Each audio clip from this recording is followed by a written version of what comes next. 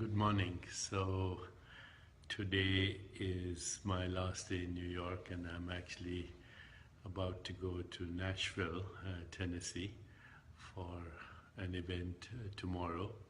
And then from there, I'm going to Italy to give a lecture on the future of well-being. From there, England, from there, Paris, and from there, Prague and Brussels and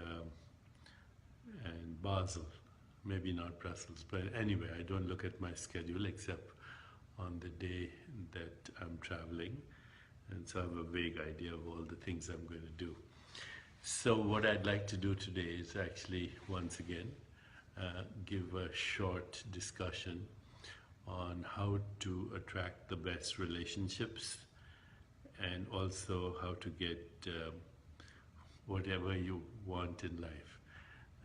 This has been my case in my life.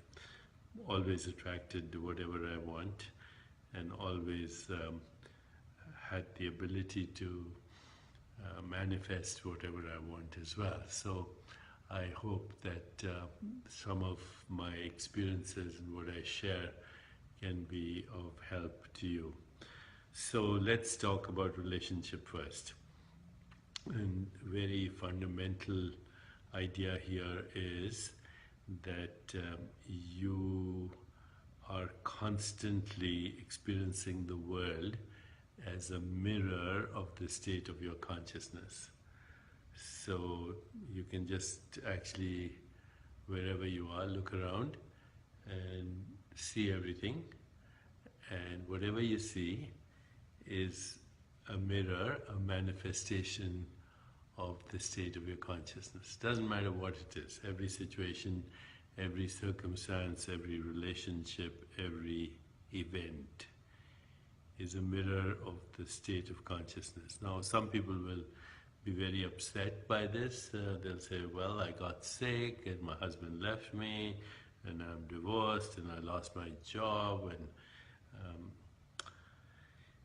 and my boss is mean, etc., etc. So maybe that's all true, but just accept for now, even theoretically, that everything that you experience is a mirror of your state of consciousness, even if you think it's not true. And why is that? Because once you accept that, then you can do something. Then you can create something. If you don't accept that, then the world will have to change, so you feel better and you have the best relationships. So accept that. In some schools they call it being a cause in the matter. Being a cause in the matter. Being the cause in the matter. I don't use that expression, but it's actually a pretty valid expression, which means that just assume that, and then when you can change it, it'll make all the difference. Okay, now let's see how that pertains to relationship. So the way it pertains to relationship is that those that you love and those that you are annoyed by or those that distress you are both mirrors of yourself. So you love those people in whom you find traits that you have but you want more of, and so you like that energy, you like to hang around with them, and as a result of that you feel good because you absorb some of that energy. So you could write down all the traits of someone that you know that you're attracted to. Could be a public figure, could be a private relationship, but write down all the reasons you're attracted to them. Write down psychological reasons, not that they have a beautiful nose or things like that, because you can't change your nose. But write down whatever you think attracts you in them. They're loving, they're compassionate, they're joyful, they're full of energy, they're always smiling, they have a lot of fun in their life, etc., etc. And once you write them, then you say, I'm going to be like that. And then as much as possible, you imbibe those traits, you radiate those traits, and then because you're in a certain frequency of consciousness, people like that will show up in your life, because only those that resonate with us show up in our life. Similarly, what you can do is you can write down the traits of somebody who annoys you and distresses you. They are selfish, they are impatient, they are rude, they never show up on time, etc. And after you write those traits down, you look at them and you say, that's in me also. Accept that those traits are in you also. Doing that allows you to be less judgmental about them and also about yourself. You say, it's okay, that makes me interesting. I have both the positive and negative traits, and that makes me interesting. If somebody only had positive traits, then of course they would be quite boring. And if they had only negative traits, then of course they would be always distressing. But if you have both positive and negative traits, it makes you complete. And if you accept them, it also makes you natural. And when you're natural and you radiate a simple, unaffected humanity, then people are drawn to you. Okay, so that's the first thing to understand the mirror of relationship. The second thing is get into the habit of smiling. There's a study recently done somewhere in Harvard where if you were within 10 feet of a person, you smiled. And if you were within 5 feet of someone, you actually smiled and said hello. And then I'm adding this, if you're within 2 feet of someone, smile, say hello, and give them a hug. And don't be afraid of doing that. And this will change your relationships drastically. And finally, and the third thing I want to say is focus on the 4 A's. Attention, which means be a good listener. Affection, be caring, be caring. Affection simply means that you care for other people. Appreciation, notice their good strengths. And attention, be a good listener. So attention, affection, appreciation, and what else? Attention, affection, appreciation, and affection, the 4 A's. Okay, so you start with this and you'll see that your relationships will blossom all the time. Try not to condemn, complain, criticize. Try not to judge. Treat everyone as your equal. Simple things like that. Be respectful. Don't use foul language.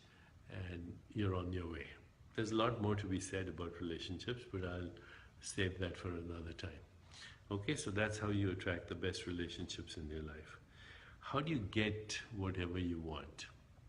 First of all, recognize that every want that you have is based on a need.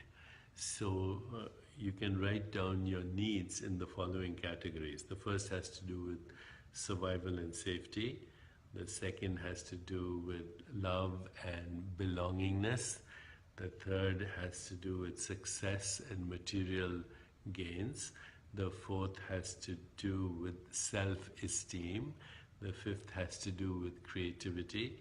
The sixth has to do with higher consciousness, such as intuition and insight, but also higher states of consciousness like cosmic consciousness, divine consciousness, unity consciousness, which we all have to discuss at another time. So that's the sixth, and the seventh is transcendence, being always in direct communion with the source field, which is your source field, with the source field of the entire universe. So those are the 7 categories. Can we go over them?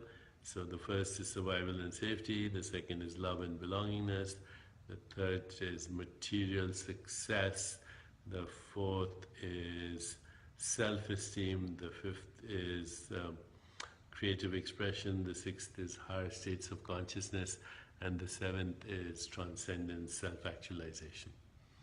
Okay, we got it. So write down those 7 categories and then write down in each of those specifically what you want.